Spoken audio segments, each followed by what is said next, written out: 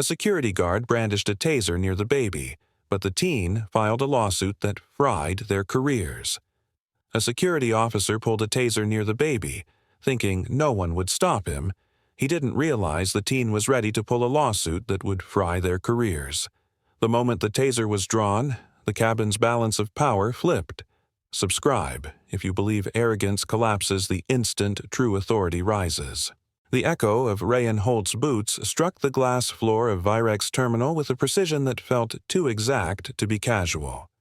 He stepped through the wide arch of the atrium entrance, eyes locked ahead, but his mind mapped everything. Shadows behind walls, idle carts too close to security lanes, the unnatural stillness of a transit space that should have held more voices, more motion. The air inside felt pressurized, as if something was waiting to be released. Milo stirred faintly in the sling across his chest. Rayan lowered a hand to the baby's back instinctively, pressing softly through the blanket to settle him. The toddler's breathing stayed even. The rise and fall beneath Rayan's palm grounded him, keeping his panic from surfacing. He couldn't afford to appear unsure. Not here, not now. He didn't slow, but he did recalculate. There were 2 routes to Gate 27, the short one through the family access lane and the longer one that curved around the executive terminal's glass conference galleries. His eyes flicked toward the overhead sign, bright blue with white lettering, clear as ever. Family Lane, Infant Access Approved. The sign was correct. The policy hadn't changed. And yet, his gut hesitated. Something was off. The lighting above the checkpoint was slightly dimmer than the rest of the corridor, a soft drop of maybe 10%, but enough to draw his notice. The scanner cart stood crooked, one rear wheel bent inward, like it had been pushed into place too quickly or left mid-routine. A chair was turned away from the desk. A mop bucket leaned beside a wall, though the floors had no sign of moisture. Rayan caught all of it in seconds, not as a list, but as a single pressure behind his eyes that whispered, "Observe everything." He heard boots, not his own. They stopped when he stopped. He turned his head slowly. Behind a pale support pillar flanking the security lane, 2 officers stood half-shadowed, arms crossed, expressions unreadable. They hadn't been there a second ago, or maybe they had, and only now let themselves be seen. One of them had a hand resting lightly near his utility belt, just close enough to make its presence felt. Neither spoke. Neither smiled. Their radios, clipped near their shoulders, were on, but silent. Rayan adjusted the strap of the sling that held Milo, not because it needed adjusting, but because the movement gave him a second to breathe. He glanced down at his brother, just long enough to confirm the child's face was still serene beneath the blanket's edge. Milo was safe. As long as Rayan stayed calm, Milo would stay safe. "You've done this before," he murmured to himself, barely audible. "Stay smooth." His steps resumed, steady but precise, guiding him toward the posted path. The glass panels of the atrium reflected slivers of himself, an 18-year-old with a forced calm, a threadbare jacket, and the weight of a child that wasn't his but felt more his than anything else in the world. He didn't look back at the officers. That would signal fear. He didn't veer toward the longer path. That would signal avoidance. He chose the marked way. He passed the pillar, and the air changed. The officers shifted, subtly, like chess pieces aligning themselves before a play. Behind him, one of the boots began moving again. Ahead, the scanner cart made a faint noise, metal settling under its own weight, or someone nudging it from behind. Rayan's breath caught just for a second, then smoothed out. He scanned the corridor beyond. The lane was still open, the path still valid, but now it felt narrower, like it was waiting for him, like it had been waiting all along. A quiet voice in his head spoke, not in fear, but in finality. He had made a choice, a logical one, a calm one, but he knew, as surely as he'd known to shield Milo from bright lights or sudden crowds, that something was wrong here, that he'd crossed into something, Still, he walked. The officers remained behind. Milo stirred again, letting out a soft sound of protest. Not quite a cry, not quite a sigh. Rayan instinctively rocked slightly as he walked, a subtle motion to calm the child, but also to center himself. As he passed the midpoint of the family lane, something clicked softly behind him. Not a mechanical sound, more like a decision. And in that moment, beneath the smooth steel and glass glow of Virex Terminal, under the quiet buzz of lights dimmed too low, Rayan felt the shift, not in temperature, not in motion, but in narrative. Like a book had turned a page without his consent. He was no longer just a traveler. He was something else now. And the silence behind him wasn't safety. It was staging. He didn't know what they were waiting for, but he knew he had stepped into it. The bootsteps resumed. The radios stayed quiet. His hand never left Milo's back. He tightened the sling strap again, keeping his pace. A gate announcement echoed distantly overhead, but the words blurred behind tension. Behind him, one of the officers started walking. The other remained still. Ahead, the checkpoint remained lit, but the light felt theatrical now, not functional. Every instinct screamed to stop. But Rayan Holt didn't flinch. He walked forward, not as a choice anymore, but as a condition. He stepped across the last marked tile of the family lane, and the world exhaled, slow and heavy. He did not know that the path he chose had already chosen him. Rayan stopped cold. "Stop right there!" The voice cracked through the air like a snapped wire, loud, firm, trained. A hand shot up, palm open, commanding. Officer Kellen Dre stepped directly into Rayan's path, boots grinding against the polished floor. His other hand hovered too close to his belt. Behind, a second figure, Officer Bryce Morrow, moved in a quiet arc, circling left like a shadow falling behind him. Rayan's breath caught, his instincts flared. Not panic, calculation. Milo was pressed snug against his chest in the carrier, soft breath warming Rayan's shirt. The baby didn't stir. Rayan did not move, could not. Every part of his body screamed to protect. "Show me identification," Kellen ordered, words clipped, loud enough to echo into the empty terminal. Rayan nodded once, careful and slow. "Sure," he replied, voice steady, respectful. "My ID is in my front pocket. Can I?" "Now," Kellen snapped. "No sudden movements." Bryce didn't speak. His presence behind Rayan grew heavier with every second. The young father's awareness narrowed to points. The weight of Milo, the sweat forming near his collar, the static silence of a nearby ceiling camera just as it pivoted away. Rayan blinked. That wasn't right. He began easing his hand toward his pocket. But Kellen's eyes tracked him with a focus that wasn't about safety. It was about testing control.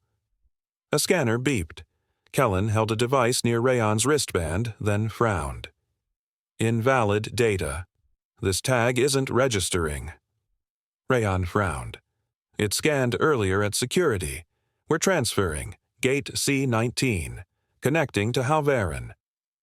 "Not what it says here," Kellen muttered, holding up the screen like evidence. It was blank. The contradiction made no sense. But before Rayan could question further, Bryce moved closer. His right hand hovered near his utility belt. And then, briefly, unmistakably, the red diode of a taser flickered to life. Just one blink. But it was enough. Rayan did not move. A sick dread unfurled beneath his ribs. Not because of what they might do to him, but because of what electricity might do to Milo. A baby's heart. A body still forming. The nearness of a taser shifted everything. "Listen," Rayan began, his tone calm, low. "He's 6 months old. That's my brother. We're cleared. You can check the boarding." "Step back," Kellen interrupted. "Hands visible." "They are." "You're speaking too much. Trying to control the situation?" "No," Rayan said. "I'm trying to clarify it." Kellen stepped forward, forcing Rayan to match his posture. From behind, Bryce's boots shifted. Rayon could sense his placement like heat. A trap closing. The officers weren't looking for answers. They were measuring reaction. Every second stretched taut. Rayon's eyes caught another small detail. Kellen's vest bore a tiny silver clip. A pin. Unfamiliar at first, then recognition. A training insignia from a private contractor. One he remembered from an article. Simulated stress testing. Civilian environments. Contracted authority. Rayon's jaw tightened. "Is there a problem with the scanner, or with me?" he asked, careful. Kellen didn't answer. Bryce stepped closer. The taser's red light flashed again, closer to Rayon's waist, dangerously close to Milo's carrier. Still holstered, still quiet, but undeniably real. No bystanders, no crowd, no camera watching. Rayon moved only enough to shift his shoulder, and with his left hand, under the blanket's edge, thumbed his phone's side button twice. A soft vibration confirmed. Audio recording on. No clicks, no light, no alert. Just silent insurance. "You're refusing to comply," Kellen said aloud, his voice suddenly louder as if narrating for an invisible audience. "Subject is resisting simple identification. Security protocol requires escalation." Rayon froze. His thoughts sped. They were building a report in real time, turning neutrality into threat. "I'm not resisting," he said slowly. "I'm holding a baby. My brother. I'm staying still because of him. That's called restraint." His words hung between them. Kellen didn't answer. Bryce shifted again, closer now. The taser no longer pointed down. It angled forward, and Milo, against Rayon's chest, stirred. No. Rayon adjusted Milo's carrier strap slightly to shield more of his body with his own. One step back placed him under a row of brighter ceiling lights, just enough for reflections to catch detail. His fingers trembled once, then steadied. "I'd like to speak with a supervisor," he said evenly. Kellen's eyebrows twitched. "Escalating now to management bypass," he said again, not to Rayon but to his shoulder radio, though the device remained silent. "Subject continues evasive behavior." A faint tremble in Rayon's knees threatened to grow, but he locked his stance, anchoring himself with Milo's weight as ballast. He would not kneel. He would not run. He would not let this be rewritten later without proof. The camera in the ceiling, still turned away. The hallway behind, still empty. The baby, still breathing softly, unaware of the line they had crossed. The red light blinked once, and the night held its breath. The moment Bryce's hand dropped to his belt and partially drew the taser, Rayon's breath caught, not in panic, but in calculation. The barrel of the weapon tilted downward, its dark muzzle aligning not with Rayon himself, but dangerously close to the infant bundle pressed against his chest. Milo shifted slightly in his sleep, unaware of the red dot of implied threat now pulsing within inches of his small heart. Rayon didn't flinch. Instead, he anchored his feet shoulder-width apart on the terminal floor, every muscle tensing in place. His left hand remained curled protectively around the baby carrier's strap, while his right rose slowly, palm open in a gesture that sought not submission, but accountability. "I need a supervisor," he said, his voice low but audible, calm enough to sound non-threatening, firm enough to imply boundaries. He kept his tone neutral, careful not to raise his voice or quicken his pace. One wrong note might be interpreted as escalation. Officer Kellen Dre, standing to his left, immediately seized on the moment. His voice shifted from vague inquiry to assertive narration. "Subject is resisting verbal commands. Requesting cooperation. Subject is refusing." He wasn't talking to anyone in particular, no radio, no earpiece visible. He was performing. His words were being spoken into the air as if constructing a script in real time, one that could later be transcribed, rehearsed, or justified. Rayon caught the pattern immediately. This was not about safety. It was about crafting a justification. The air inside the terminal felt thicker now, as though the very oxygen resisted movement. Rayon's eyes swept the scene methodically. The nearby security camera, previously static, had turned away at a slight angle. Coincidence? It didn't feel like one. The camera's blink pattern was slower than usual, like it had been looped or temporarily redirected. Radio chatter on the officer's shoulders was suspiciously quiet. No ambient buzz, no overlapping dispatch. Even the clatter of a rolling maintenance cart passing by seemed ill-timed, placed precisely to obscure visibility from a distance. Rayon realized this was isolation, not coincidence. "Officer," he said again, not pleading but recording, "you are holding a taser near a child. I am standing still. I am not resisting." Bryce Morrow didn't speak. His fingers hovered over the grip, not fully drawing the weapon but not putting it away either. His lips were pressed tightly together, and a small muscle in his jaw twitched. Rayon saw it, the hesitation. Not guilt. Training. Bryce had likely been instructed to do just enough to push but not provoke a witness reaction. But even calculated pressure has consequences. Rayon made a choice.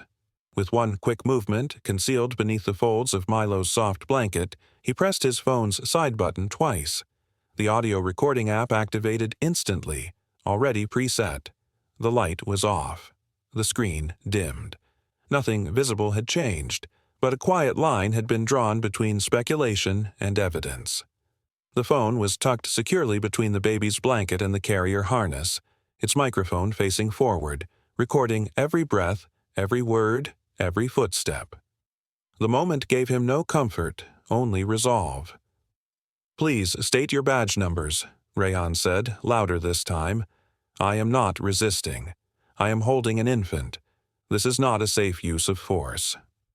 Still, no movement from Bryce. No acknowledgement. But something in the angle of Kellen's shoulder shifted. Rayon's eyes caught a small patch near the top of the officer's vest. It wasn't a standard city-issued insignia. It was a rectangle with block text and a company logo, Dracon Training Services, followed by a number, T134, private sector, not municipal police, contracted. The thought landed heavy. This isn't enforcement. This is rehearsal. Dramatic irony flooded the moment. The reader, watching, would understand what Rayon now suspected. This encounter wasn't random. It was intentional. Not personal, but programmatic. A stress test. A trial. And he and Milo were the unwitting participants. He didn't react outwardly to the realization. He held the moment, letting it stretch, letting it record. Bryce's taser shifted slightly closer. It was subtle, an angle change of maybe 2 degrees, but enough to raise the stakes. "Officer, you're escalating," Rayon said, his voice still composed. "You are not de-escalating. I request that you back away from the child." There was no backup, no intervening witness, no passerby approaching to ask what was happening. The space around them remained deliberately sparse, designed that way. The pillars, the frosted glass walls, the angle of lighting, it all created a false openness that offered no protection. Rayon took a slow, even breath. He adjusted Milo slightly higher on his chest, not to comfort the child, but to ensure the audio recorder remained centered. Every word had to be caught. Every step had to be accounted for. The next few seconds stretched like wire drawn tight. The taser stayed in Bryce's hand, unmoving now, locked in uncertainty. His eyes flicked to Kellen, awaiting some unspoken cue. And then, nothing. The taser didn't fire. It didn't retract. It just hovered there, silent, dangerous, waiting. But that was enough. In that pause, Rayon decided memory would not be enough. A sudden alarm chirped from Gate 14, a sharp, artificial sound that cut through the silence like a blade, and in the very instant it echoed, Officer Kellen Dre moved. "Kneel down, now," he commanded, voice sharp, hand firm, not waiting for a response. Rayan Holt blinked. The order struck harder than the tone. In his arms, Milo stirred faintly as if even the baby felt the shift in atmosphere. Rayan didn't move. His pulse spiked. His arms instinctively pressed Milo tighter to his chest, shielding the fragile bundle from what he already knew was coming. Behind him, Officer Bryce Morrow stepped closer, boots slow and deliberate, the click of each heel tapping into Rayan's spine like a countdown. The circle was closing. Rayan's mind ran ahead even as his feet stayed rooted. This wasn't a check. This was theater. And Milo was center stage. "I can't kneel," Rayan said calmly, firmly. "If I do, my son's chest will be level with your taser." The logic was plain. Obvious even. But it wasn't acknowledged. Kellen took a single step forward, the edge of his boot nearly touching the tip of Rayan's sneaker. His hand hovered near his belt again. The taser had not been drawn completely, but it was close. Too close. Close enough that Rayan could see the slight shimmer of the red trigger indicator beneath Kellen's thumb. Milo let out a soft whimper, the kind that came before crying, the kind that sounded like breath trying to ask for help. "You're not cooperating," Kellen said. "This is a compliance issue. We need to ensure safety. You will kneel." Rayan shook his head once, controlled and slow. "I won't do anything that puts him in more danger than he already is." The terminal, wide and echoing with fluorescent hums, felt like a coliseum where no crowd had yet noticed the duel. But Rayan's ears caught it, the faint rustle of footsteps not far off. Someone was approaching. Maybe more than one. Time was tightening. The boarding announcement for Gate 9 crackled through the overhead speakers. "Final call for passengers transferring to Velron Flight 882. That was his flight, and they were still standing here. He looked up. Glass panels reflected everything if you knew where to look. In the curved steel and acrylic beam just left of the officers, Rayan had already seen them once. Badge numbers. Kellen's was smudged but legible. Bryce's had a scuff across the top left. Rayan called them out aloud now, his voice clear enough to carry. "Badge 741D and 306J, he said, "both visible in your reflections. Just noting that." Kellen hesitated. Not a pause of confusion. Something deeper. The sound of control slipping, even if by a thread. Bryce's fingers twitched near the edge of his belt but didn't move further. A flash of discomfort passed over his face, quickly masked. Rayan watched it carefully. That flash was doubt, and doubt changed things. Rayan shifted his weight slightly, not away from them, but toward the brighter section of the concourse just beyond the service column. Overhead, the security lighting was stronger there, unblocked by shadow. He angled his body subtly, keeping Milo turned inward, his blanket raised higher. The positioning wasn't accidental. It placed Rayan squarely in the path of one of the remaining functioning ceiling cameras. He couldn't count on it recording, but he could count on its red light being noticed. Kellen saw the movement and adjusted, but now the tension had changed color. He wasn't the only one performing anymore. "Don't make this worse for yourself," Bryce said from behind, his tone less sure than before. "Just comply and it'll be over quicker." Rayan didn't answer. He didn't have to. A flicker of motion in his peripheral vision drew his attention. A man in a gray jacket, mid-30s, possibly a connecting passenger, had stopped walking. He was standing by a vending machine, pretending to read a digital menu, but his eyes were locked on them. Witness. Another second passed. Then another. The rhythm of boots shifted. Bryce's stance widened slightly, but without confidence. Kellen's hand relaxed just a fraction above his holster. They were recalculating. They'd expected obedience. They'd expected fear. What they hadn't expected was resistance without rebellion. Calm, verbal, documentable. Rayan's refusal hadn't raised his voice or thrown punches. It had raised visibility. And in a space where control depends on silence, Visibility was a threat. Badge 741D, Rayon repeated, this time slower, just once more for clarity. And for the record, I am still standing for his safety, not mine. Milo made a small, sleep-choked sound against his chest, his body twitching, a fragile reminder of what was at stake. Rayon pressed his lips together. His eyes never left the officers. His heart pounded beneath layers of calm. He knew they wanted to end this quickly. He also knew that doing so now, while lights shone down and a stranger watched, meant consequence.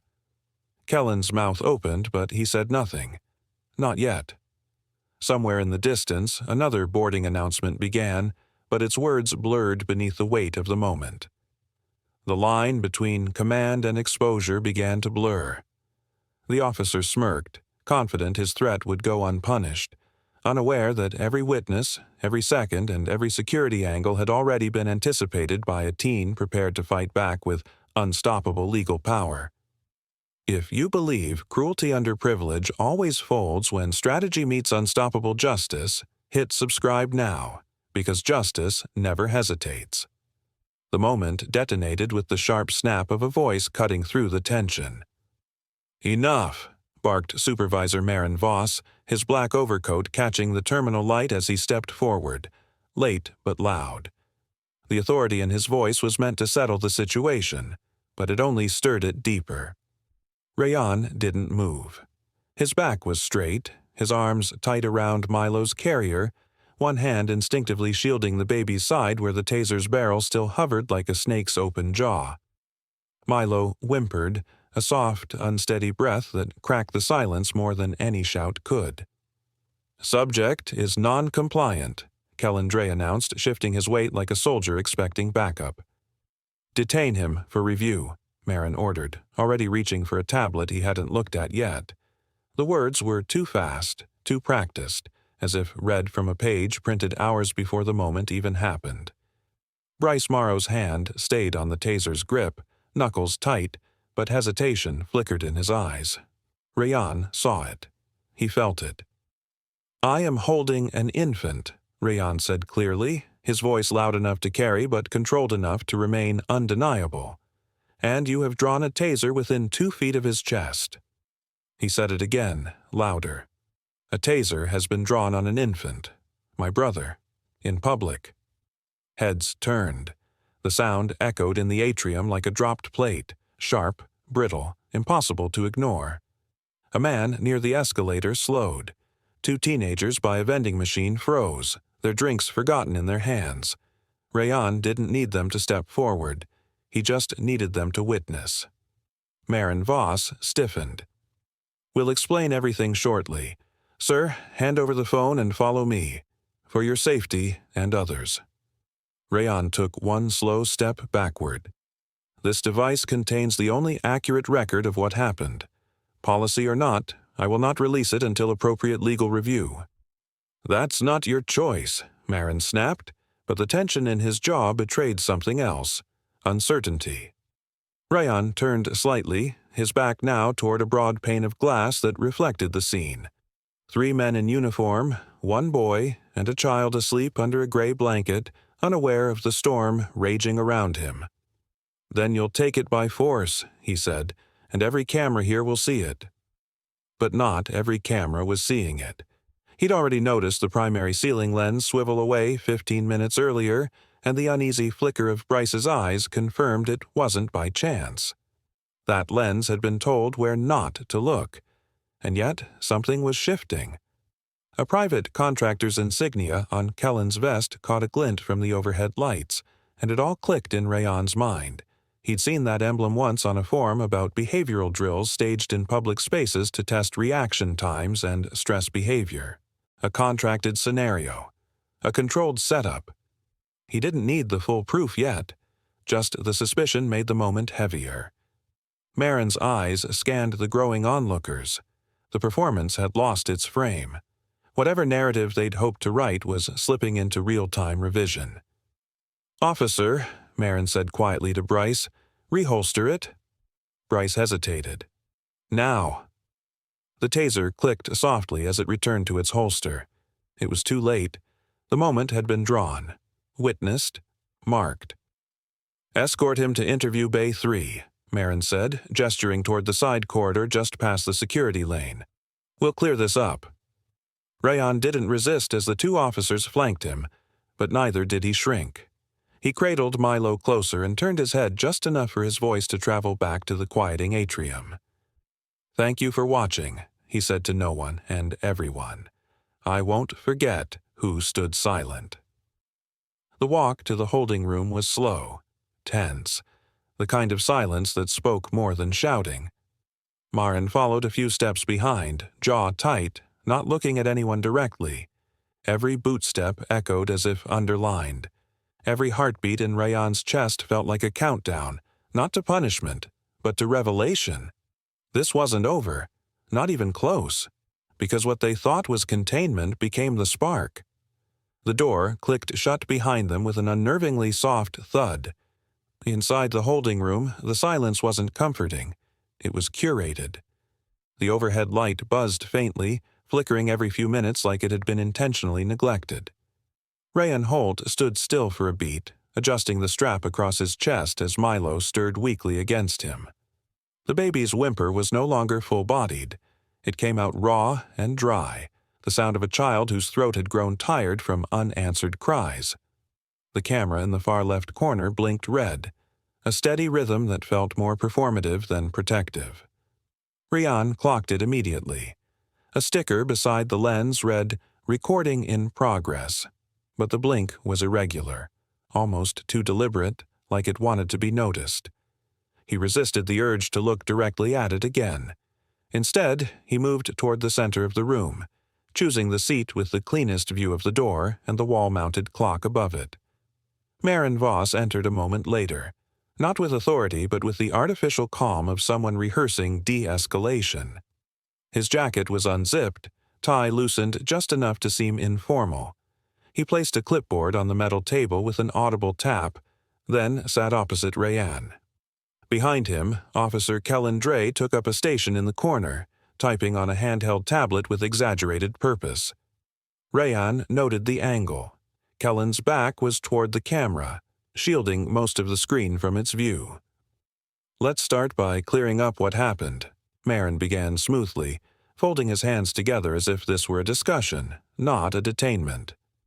Rayan didn't respond right away. He adjusted Milo's position gently, making sure the baby's head was cushioned before lifting his eyes. "That depends," he said, voice even, "on whether this room is recording in full or just appearance." Marin's lips twitched, a faint smile that didn't reach his eyes.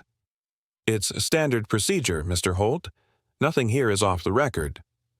Behind him, Kellen's fingers slowed for half a beat. Rayan nodded once. "Good. Then let's also make sure what's said here isn't softened in writing." Kellen didn't look up. "Standard caution was applied," he muttered into his screen, too softly for most to notice. Rayan noticed. Marin leaned forward slightly, elbows on the table. "We understand that tensions can rise during travel, especially with an infant. The officer's actions were guided by policy and situational awareness." Rayan tilted his head. "Policy includes drawing a taser near a baby's chest." There was a pause, a fraction of a second too long.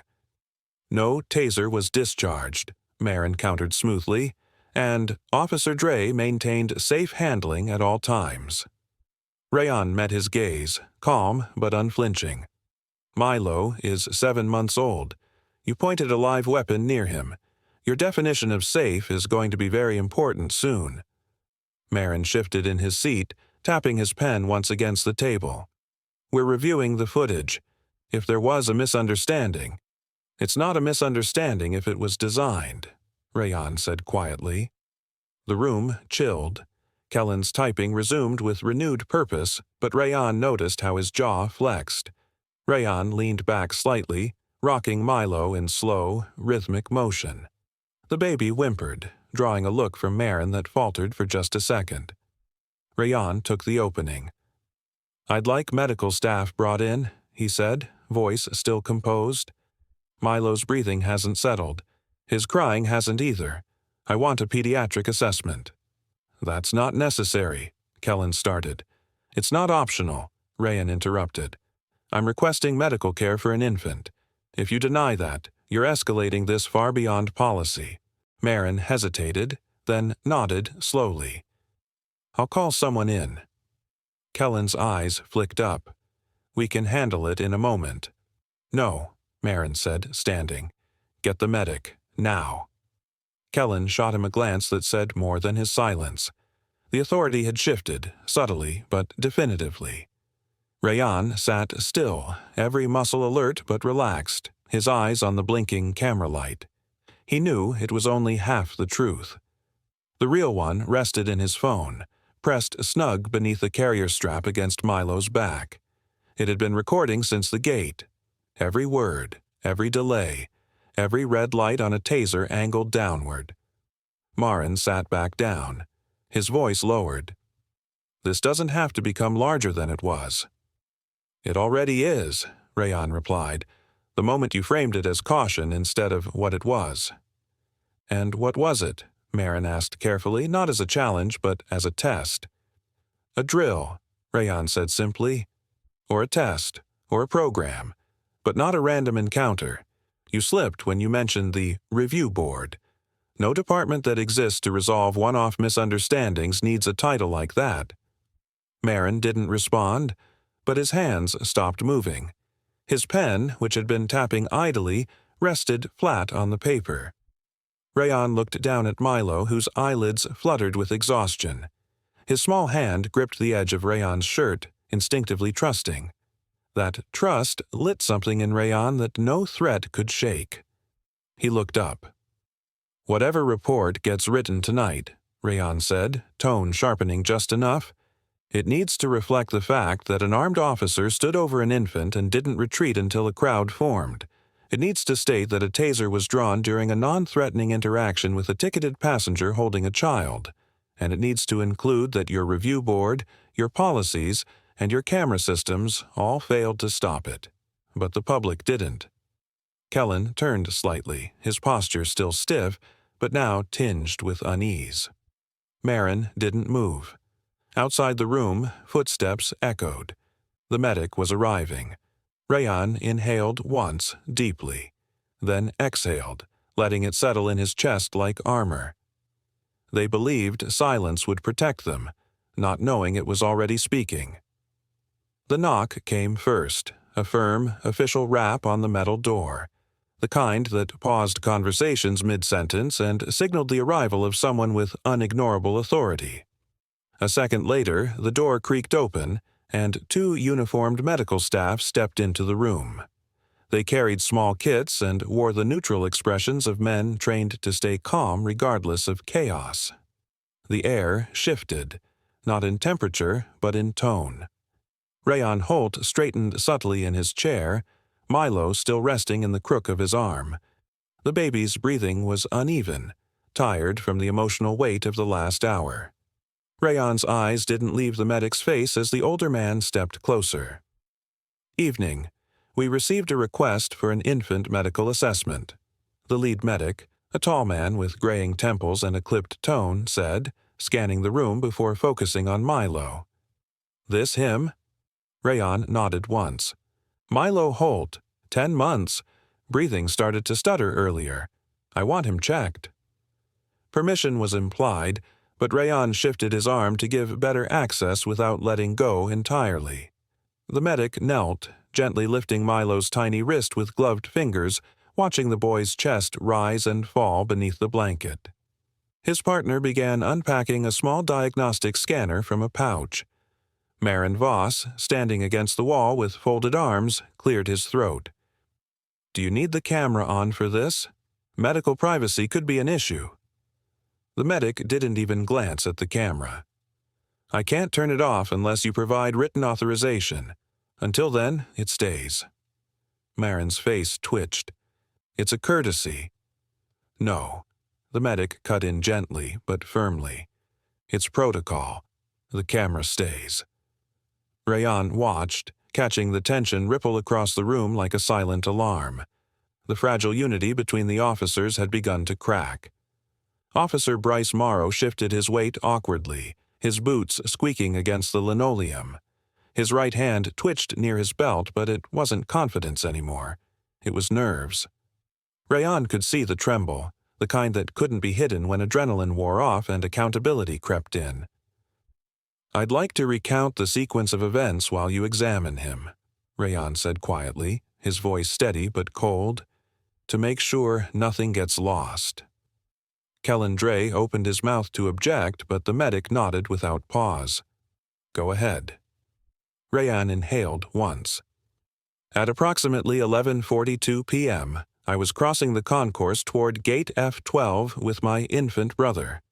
Two officers approached, first from the front, then from behind. I was ordered to stop without cause. No violation was cited. Officer Dre requested identification, which I provided." "That's not," Kellen started, but the medic held up one finger, never breaking his gentle grip on Milo's ankle. Rayan continued, not missing a beat. "A taser was partially drawn by Officer Morrow. Its red activation light was visible. I verbally requested a supervisor and explained that kneeling would endanger the child. The taser remained visible for approximately 2 minutes while I stood still, hands raised. The child was inches from the device." Bryce looked away, jaw tightening. The medic's partner briefly looked up from his scanner, exchanging a glance that said more than words. Even without speaking, the atmosphere grew heavier, truth clashing with rehearsed statements. "And the child's current condition?" the medic asked his partner, who read off the vitals. "Respiratory shallow but stable. Elevated pulse, mild stress markers, recommend rest and no further disruption." The medic nodded and turned toward his tablet, logging data. "Do you need to add any environmental notes?" Rayan asked, gaze steady. The medic paused. His eyes moved from Rayan to Bryce, then to Kellen, and finally to the blinking red light in the corner. "Yes," he said, fingers moving slowly. "Environmental note. Prolonged proximity to an active electroshock weapon. Infant remained within 2 feet of device for extended duration. No contact made, but risk level non-negligible." "What exact wording are you entering?" Marin asked sharply. The medic didn't flinch. He read it out loud, word for word. "Weapons proximity to minor." Kellen's mouth tightened. Bryce looked down. From the reflective surface of the two-way mirror to the right of the door, Rayan caught the faintest movement. A figure paused in the corridor, phone lifted just enough to signal quiet filming through the thin, vertical window. Rayan didn't react. He didn't need to. The medic noticed, too, but said nothing. Neither did the security officers. The moment had shifted, and none of them had noticed when the tide turned. The medic finished logging the report and stood. "We're done here. I'll file this with both station medical and oversight. If any further symptoms develop, follow-up is advised." "Thank you," Rayan said, rocking Milo slowly, feeling the baby's body start to settle. "You've been professional." The medic gave a quiet nod, and as he stepped back, his partner caught Bryce's eyes. "This is going to get looked at, you know that?" Bryce didn't answer. As the medic stepped out of the room, the door slowly shutting behind them, silence rushed in like a vacuum. Marin adjusted his stance, face unreadable now. But Rayan could see it in their shoulders, in Kellen's stiffer posture, in Bryce's clenched fists. They knew, and they weren't the only ones who saw the cracks. The camera blinked. Milo stirred, and Rayan, still seated, exhaled slowly. The report was written before anyone realized its weight. The door closed behind him with a dull click, and just like that, Rayan Holt was no longer their problem. No apology, no escort to his gate, no acknowledgement of the hours stolen. 2 officers flanked him at a casual distance, not speaking, just ensuring he kept moving through the side corridor that smelled like forgotten cleaning fluid and recycled air. His wrist ached from holding Milo in the same position too long, but he adjusted nothing. The baby was still asleep, body warm and safe against his chest, and that was the only thing Rayan let himself feel. At the end of the corridor, a glass door opened to a fenced-off passenger exit usually reserved for shift changes and cargo inspections. One of the officers nodded toward the outside. "You'll find the rideshare area down the steps," he said, his tone professional but cool. "Good luck with your night." Rayan didn't respond. He didn't need to. Every word at this point would be tested, recorded, bent into something less than true. Instead, he walked through the threshold into a gust of bitter cold air that slapped him like a wake-up call. The gate behind him hissed shut. The sky was ink black. Floodlights hummed overhead, casting sharp white shadows on the pavement. A baggage tug whined in the distance, retreating toward the hangars. Somewhere, a plane took off, its engines a dull roar fading into silence. Rayan paused under one of the lights and shifted Milo slightly, careful not to wake him, then pulled out his phone with the hand that wasn't numb. The file backups had completed, the audio still intact. The footage from nearby bystanders had already begun to ping his cloud folder, one from a corridor mirror reflection, another blurry clip from a phone angled behind a row of chairs. None of them perfect, but together they wove the truth. "Delay me all you want," Rayan muttered under his breath. "Not to the officers, not to anyone, just to the wind. I've already got what I came for." His connecting flight had long since departed. He knew that. He knew, too, that rebooking wasn't the goal anymore. What mattered was Milo's safety and the integrity of what he'd captured. The terminal had tried to bury both. The air bit harder as he reached the taxi stand. No shuttle offered re-entry. No agent appeared to assist. It was clear he had been routed out the back not because it was protocol, but because it was intentional. He had crossed a line they didn't want marked, and their solution wasn't apology, but erasure. Still, Rayan kept walking. At the edge of the lot, his phone buzzed. He glanced at it.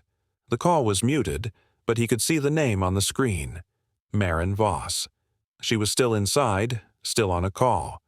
Through the thin window glass ahead, he saw her pacing behind a paneled wall, backlit by fluorescent light. Her mouth moved quickly, tone hushed but animated. Rayan slowed, watched. Training metrics. Stress thresholds. Subject de-escalated outside protocol. He couldn't hear everything, but those phrases hit like a dropped weight. She wasn't referring to him as a person. He was a subject, an event, a line item in an experiment with variables and thresholds. His stomach turned. Rayan turned away, heart heavy but eyes clear. The pieces were fitting into place, and the shape they formed was far worse than one bad night. This wasn't misconduct. It was data collection. It wasn't rogue behavior. It was design. He found a rideshare within minutes, the driver too tired to ask questions. The interior was warm, the heater ticking gently. Milo stirred once, but Rayan calmed him with a hand and a low hum. The boy settled again. Rayan looked out the window as the terminal faded into the background. The anger hadn't passed, but it had changed. It had become focus. Back in the small hotel room he'd hastily booked, Rayan pulled the curtains shut and laid Milo gently onto the bed, bundling the child in his blanket before opening his laptop. The files uploaded again to a second drive. His photos were time-stamped, clean. The audio captured every word from Officer Dre, from Bryce, from Maren. His notes, carefully typed, outlined every exchange, every shift in tone, every attempted justification. But the moment that repeated in his mind wasn't loud. It wasn't even spoken. It was the flicker of Maren's eyes when she realized the audience had arrived. When the crowd, once invisible, had begun to film. That was when her mask had cracked. Rayan leaned back, exhaustion washing through him in waves. The fight ahead would be long. There would be more meetings, more terms like misunderstanding, more offers that smelled like apologies but cost like silence. But for now, he had the one thing they tried hardest to prevent: time. Time to think. Time to act. Time to ensure that what happened wouldn't dissolve into another unlogged incident. The taser had never fired, but Rayan knew, felt in his bones, that didn't mean the damage hadn't been done. Not to Milo. Not to him. Not to anyone who would pass through that terminal tomorrow. He closed the laptop, kissed the top of his brother's head, and sat beside him on the bed, back straight, eyes open. He wouldn't sleep. Not yet. The threat ended, but its echo had just begun. Rayan Holt didn't sleep. The night was over, but the memory of it wouldn't let him close his eyes. As dawn filtered through the narrow slats of the blinds in the rental room, a cool rectangle of light slid across the carpet, creeping slowly toward the pair of shoes still by the door. He sat at the edge of the twin bed, Milo bundled against his chest in a soft wrap, finally asleep. His breathing was faint and rhythmic, a tiny miracle of stillness after everything that had happened. Rayan stared at his phone. The screen lit up with a single touch, battery at 38%, audio recording saved. The timestamp etched across the file name sent a jolt through his chest. He hadn't imagined it. It had happened. Every second of it. The questions, the taser, the tightening circle of authority disguised as procedure. It was all there, preserved in clear audio, Bryce's threat, Kellen's demands, Marin's cold deflections.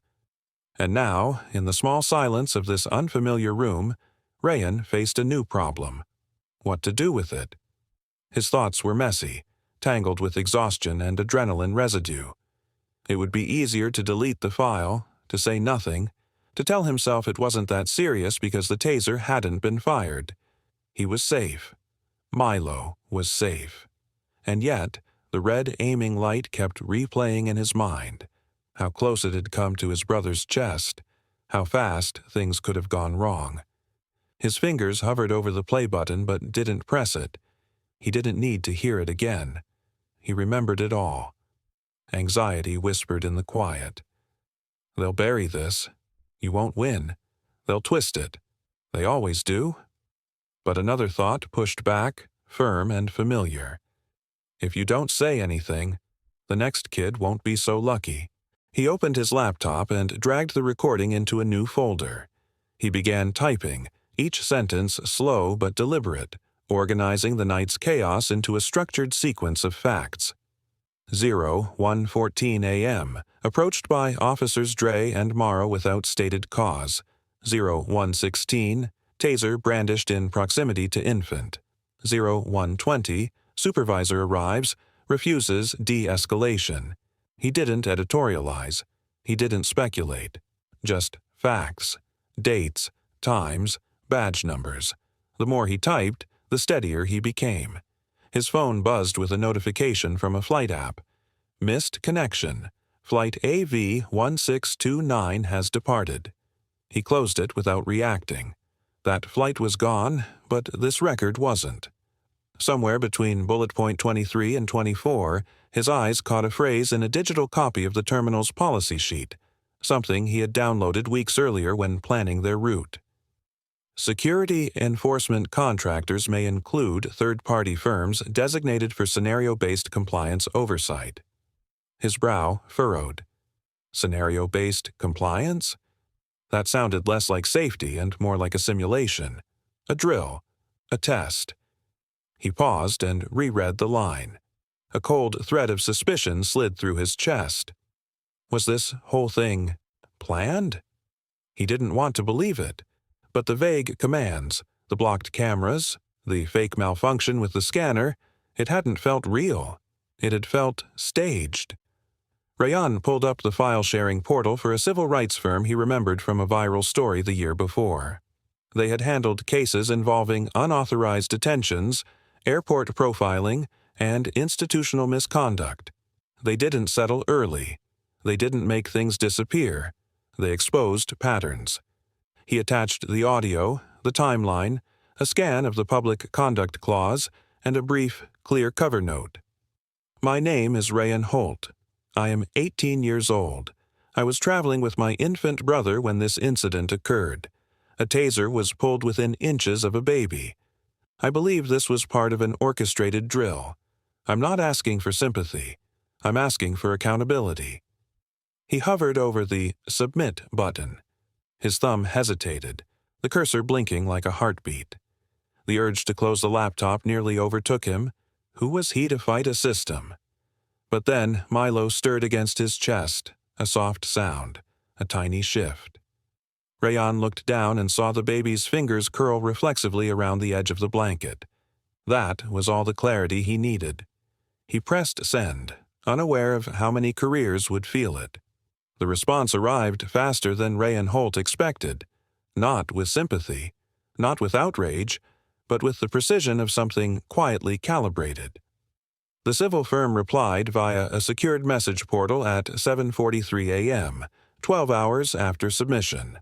No apology, no preamble. Just confirmation that the case had been received and was now under immediate review by a senior partner. Dalen Cross. Rayan read the name twice before clicking through to the meeting request. 10:30 sharp. Virtual. Confidential. He glanced at Milo, still asleep beside him in the makeshift crib the hotel had delivered. The infant's breathing was slow, deeper now after the stress of the night. Rayan reached for his phone, fingers hovering over the audio files, the folder of scanned gate passes, and the notation file he'd titled simply, Sequence. By the time the video call connected, Rayan had already reviewed his timeline 3 times. Dalen appeared in a split screen, early 40s, lean, wearing a charcoal shirt and glasses that reflected more screen than eye. He didn't waste time. I've reviewed the footage, listened to the full audio. You did well, Rayan. Very well, he said, voice even but firm. I'm not here to ask what happened. I already know. What I need from you is alignment. This isn't just about you. It can't be. Rayan leaned in, shoulders tense. I didn't submit this for personal payout. I want it framed around risk. What could have happened? Not just what didn't. Dalen nodded once. Then we're on the same page. The rest of the call was methodical. Dalen outlined the approach, emphasize systemic conditions, not emotional reaction. Highlight the rehearsed tone of the officers, the positioning of the taser, the deliberate gap between security presence and functional oversight. And, most importantly, the absence of genuine accountability procedures once containment protocols had begun. You understand, of course, Dalen continued, tapping a pen against his desk, that the terminal's parent contractor, Averin Shieldworks, has deep insulation. Their response won't be outrage or defense. It'll be minimization. They'll say nothing happened, that nobody was hurt, that the taser never fired. Rayan's jaw tightened. But it was drawn, inches from a child's chest. That should be enough. It is, Dalen said, but only if we treat this as what it really is. Policy in motion. Design, not deviation. Documents began arriving the next day. Most were redacted. Averin cited confidentiality clauses and proprietary training modules as justification. They referred to sealed compliance manuals and contractual immunity clauses with the terminal authority. Dalen expected all of it. They're hiding something, he told Rayan in a follow-up call. That level of opacity is itself a signal. What do you want to look for? Rayan asked, rocking Milo gently. Dalen hesitated before answering. Records of scenario compliance drills. The phrase came up in your audio during Marin Voss's conversation. It's not standard language. My instinct says it's a controlled stress testing program. Rayan frowned. You think the whole thing was staged? No, I think it was real, but structured, like dropping firecrackers in a crowded theater just to see who runs. As Milo stirred, Rayan muted the call and adjusted the blanket. He could feel it now, something larger forming beyond the incident, something mechanical and planned. Not hatred, not chaos, calculated exposure. He recalled the small insignia on Kellen Dre's vest, a triangle overlaid with a broken line. Private security, contracted muscle. Within a week, Dalen's office filed formal requests for unsealed materials, citing public safety concerns. The terminal's legal team responded predictably: delay tactics, technical denials, and a new wall of jargon. Still, cracks formed. A medic's preliminary report, a transcript correction, a timestamp discrepancy on internal logs. Piece by piece, a timeline emerged, every movement, every word. Witness statements from distant travelers began to surface, none prompted, each quietly submitted. One man described the way Officer Morrow's hand shook.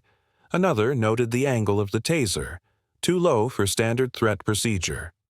The medic's statement included the phrase, "weapons proximity to minor," in clinical, immutable language. At night, Rayan worked from the same desk where Milo now slept in a travel crib beside him. He balanced email chains with formula prep, line edits with lullabies. The exhaustion felt cellular, but he didn't falter. Somewhere between court briefings and baby wipes, he realized this wasn't about an apology. It was about design, about what was allowed to happen because no one had thought they'd be seen. The call from Dalen came at 10:12 p.m., unexpected but not unwelcome. "We're shifting the narrative," he said. "This isn't about a reaction gone too far. It's about a system that tested its own citizen and nearly failed." Rayan was quiet for a moment.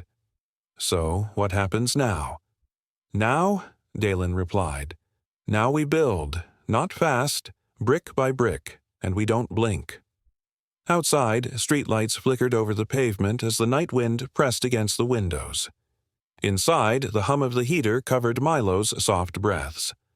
Rayan sat back, phone in hand, mind racing ahead into the storm that was coming.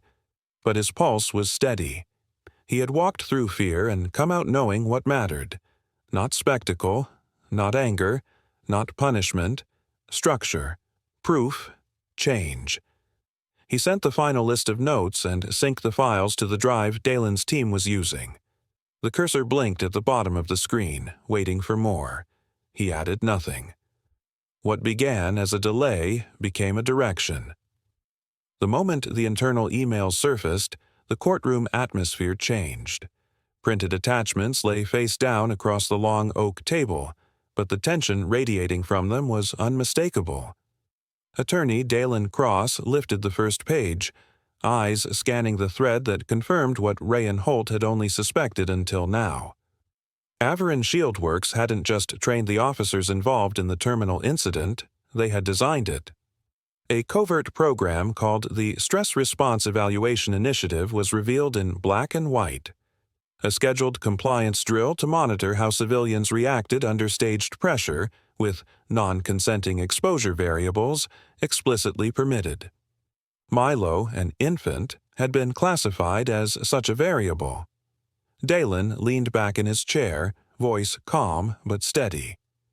"They ran a psychological experiment on a minor," he said, laying the printout flat so the opposing counsel could see the highlighted clause.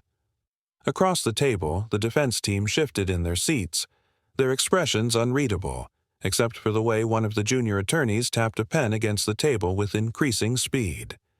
Rayan, seated beside Dalen, stared ahead, jaw tight. He said nothing, but his hand, resting near Milo's stroller, curled slightly.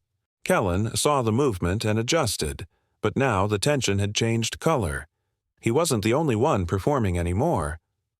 "Don't make this worse for yourself," Bryce said from behind, his tone less sure than before. "Just comply and it'll be over quicker." Rayan didn't answer. He didn't have to. A flicker of motion in his peripheral vision drew his attention. A man in a gray jacket, mid-30s, possibly a connecting passenger, had stopped walking. He was standing by a vending machine, pretending to read a digital menu, but his eyes were locked on them. Witness. Another second passed, then another. The rhythm of boots shifted. Bryce's stance widened slightly but without confidence. Kellen's hand relaxed just a fraction above his holster. They were recalculating. They'd expected obedience. They'd expected fear. What they hadn't expected was resistance without rebellion. Calm, verbal, documentable. Rayon's refusal hadn't raised his voice or thrown punches. It had raised visibility. And in a space where control depends on silence, visibility was a threat. Badge 741D, Rayon repeated, this time slower, just once more for clarity. And for the record, I am still standing for his safety, not mine. Milo made a small, sleep-choked sound against his chest, his body twitching, a fragile reminder of what was at stake. Rayon pressed his lips together. His eyes never left the officers. His heart pounded beneath layers of calm. He knew they wanted to end this quickly.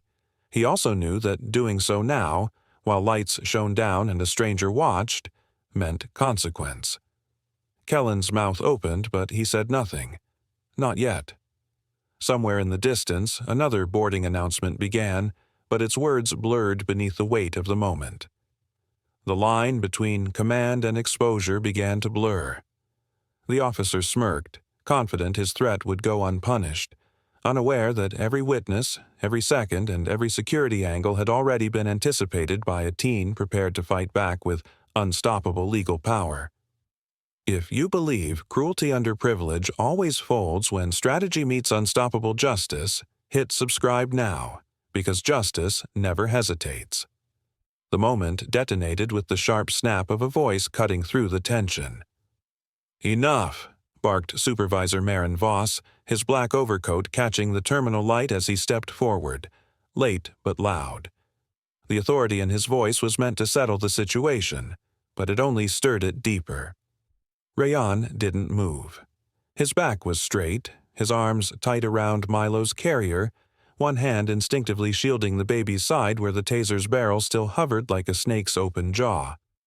Milo whimpered, a soft, unsteady breath that cracked the silence more than any shout could. "Subject is non-compliant," Kellen Dre announced, shifting his weight like a soldier expecting backup. "Detain him for review," Marin ordered, already reaching for a tablet he hadn't looked at yet. The words were too fast, too practiced, as if read from a page printed hours before the moment even happened. Bryce Morrow's hand stayed on the taser's grip, knuckles tight, but hesitation flickered in his eyes. Rayon saw it. He felt it. "I am holding an infant," Rayon said clearly, his voice loud enough to carry but controlled enough to remain undeniable. "And you have drawn a taser within 2 feet of his chest." He said it again, louder. "A taser has been drawn on an infant, my brother, in public." Heads turned. The sound echoed in the atrium like a dropped plate, sharp, brittle, impossible to ignore. A man near the escalator slowed. 2 teenagers by a vending machine froze, their drinks forgotten in their hands. Rayon didn't need them to step forward. He just needed them to witness. Marin Voss stiffened. "We'll explain everything shortly. Sir, hand over the phone and follow me. For your safety and others." Rayon took one slow step backward. "This device contains the only accurate record of what happened. Policy or not, I will not release it until appropriate legal review." "That's not your choice," Marin snapped, but the tension in his jaw betrayed something else. Uncertainty. Rayon turned slightly, his back now toward a broad pane of glass that reflected the scene. 3 men in uniform, 1 boy, and a child asleep under a gray blanket, unaware of the storm raging around him. "Then you'll take it by force," he said, "and every camera here will see it." But not every camera was seeing it. He'd already noticed the primary ceiling lens swivel away 15 minutes earlier, and the uneasy flicker of Bryce's eyes confirmed it wasn't by chance. That lens had been told where not to look, and yet something was shifting.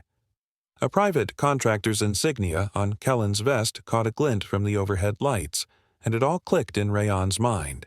He'd seen that emblem once on a forum about behavioral drills staged in public spaces to test reaction times and stress behavior. Rayon's jaw was tight. He shifted Milo's carrier gently to the chair beside him. The baby slept, wrapped in the same soft blue blanket from that long night at Virex Terminal. Now it was evidence. No introductions. No apologies. The man in the center, Hartley Vex, Averin's corporate legal chief, spoke first.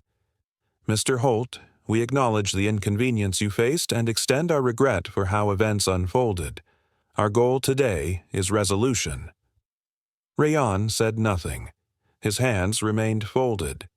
Dalen leaned forward calmly. "Let's be clear. We're here because a taser was drawn within 2 feet of a child during an unauthorized scenario test. What's on the table?" Hartley's eyes didn't flinch. "A structured settlement. Confidential. Immediate. It includes compensation, a personal letter of apology, and a guarantee that the officers involved will receive remedial training." Dalen blinked once. "Confidentiality." Hartley's voice was steady. "Standard language. No press, no precedents. It's about closure." "Closure for who?" Rayan asked, his tone quiet but slicing.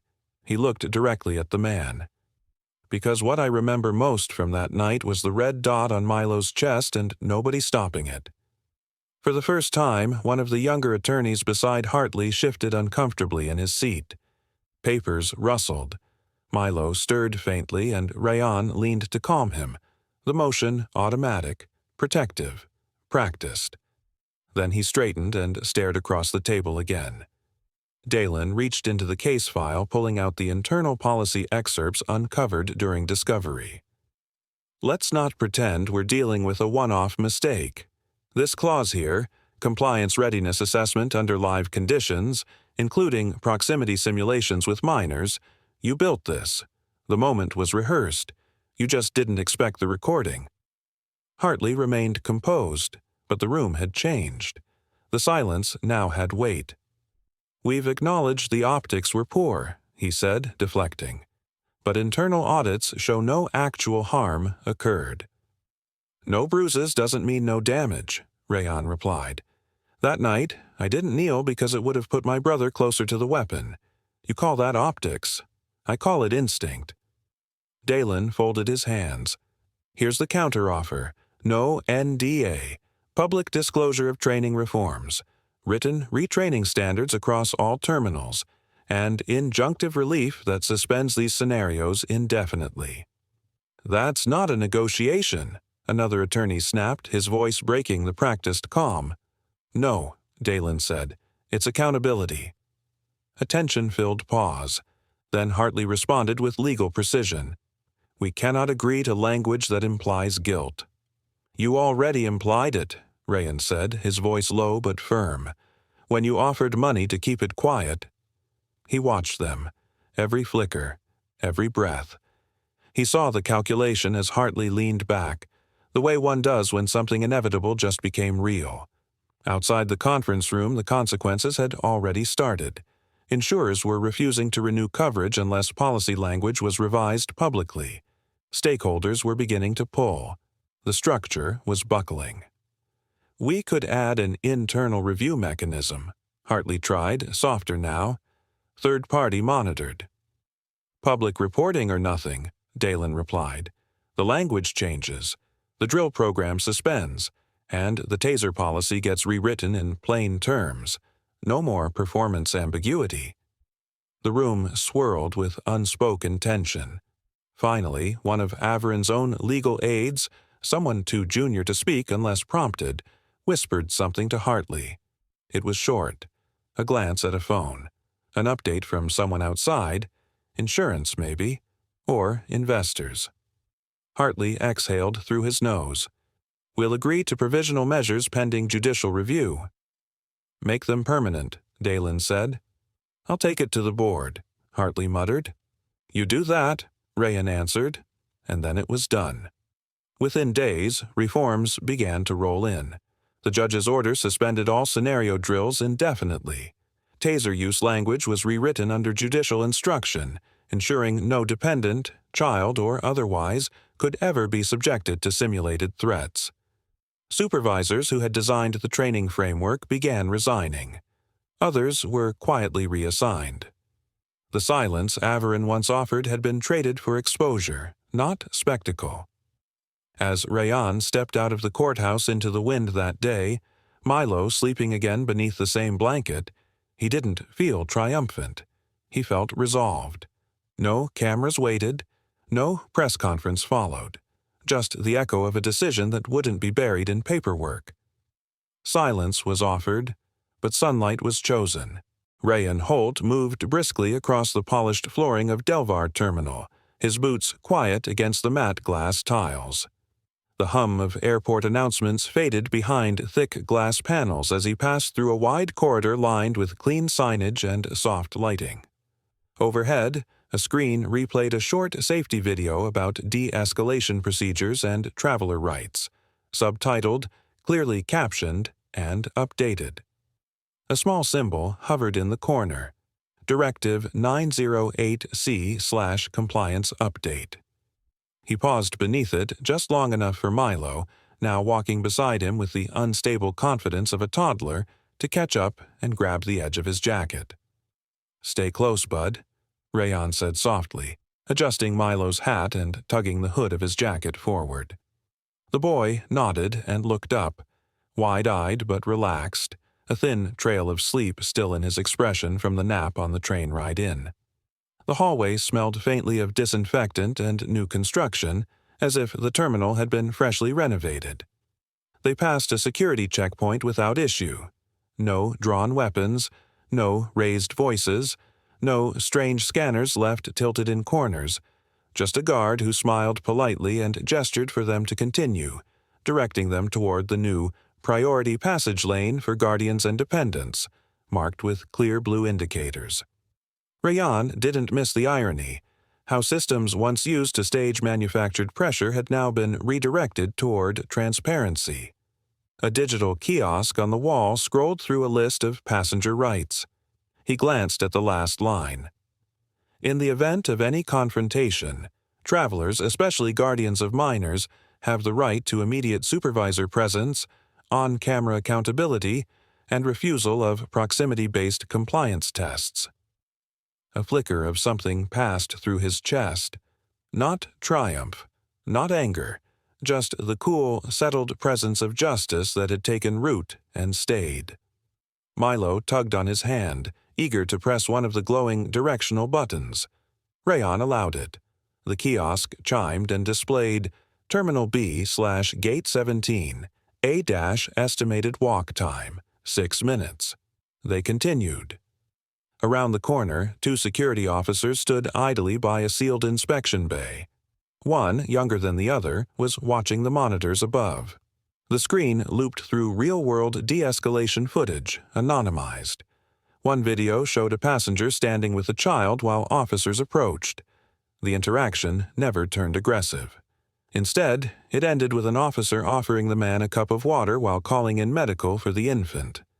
Below the video, white text read, Training Model Reference, Case Number 47,582, Terminal Stress Protocol Audit. Rayan's pulse slowed. That number, he knew it by heart.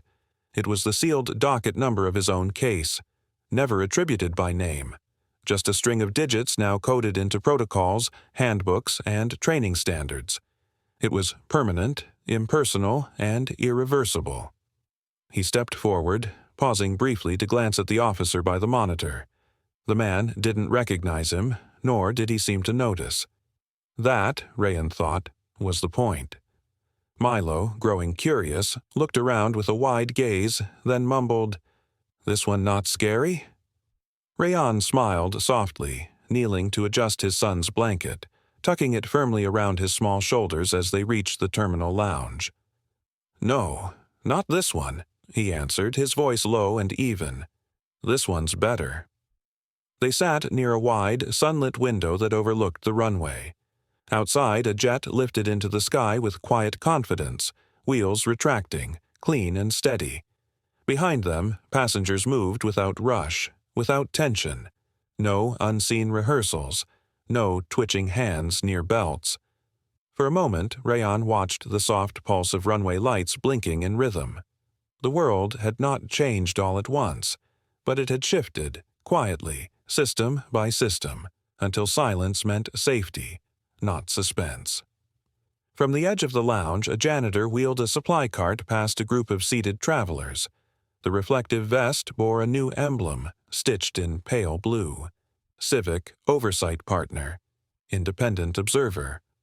Another invisible wall dismantled. Rayan turned back toward Milo, who was now playing with the small buckles on his stroller, humming to himself. He leaned forward and spoke without urgency. "We're on time. No rush." Milo nodded, then reached for his hand, the gesture natural and sure.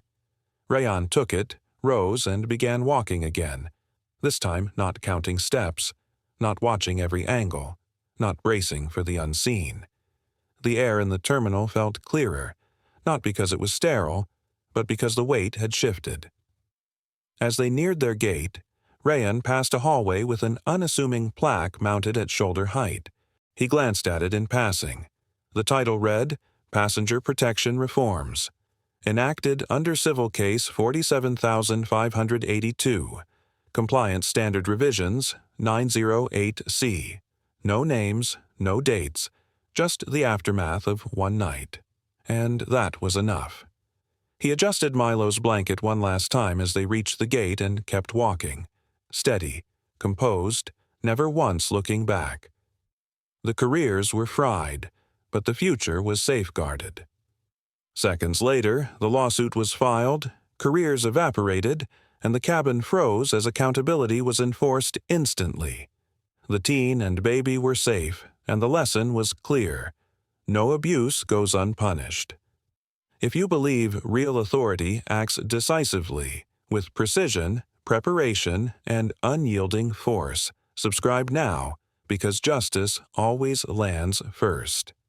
Disclaimer: the story you just watched is fictional. It explores abuse of authority, negligence, and the power of legal accountability. Its purpose is to raise awareness, inspire empathy, and encourage reflection on justice, responsibility, and protecting the vulnerable.